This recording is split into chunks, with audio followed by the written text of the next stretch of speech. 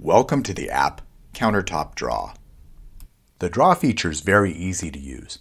Standing in the middle of the kitchen, choose a starting point and work left to right, clockwise. Physically measure the full length of the first run, end to end. In the app, swipe upward on the drawing screen, typically the left-hand side of the grid. A pop-up will appear. Select the direction of the run, enter the length, adjust the depth if necessary.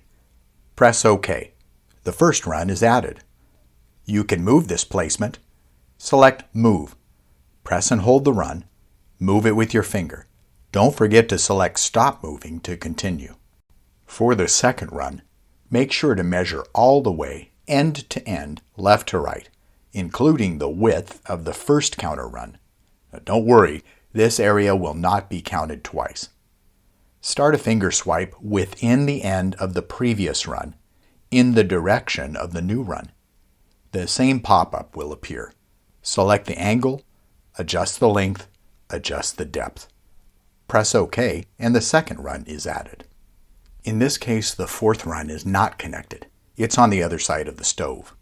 Start another finger swipe away from the previous runs. Enter the angle, the length, and the depth. Not quite in the right spot? Remember the Move button. When done, don't forget to press Stop Moving. Remember, accurate dimensions are important, but exact on-screen placement is not. Add the fifth and final run with the same steps. Touch any single run to change it. The pop-up will return. Let's change the angle of the last run. Select the desired direction, press OK. Need to add a raised bar or windowsill? Follow the same steps.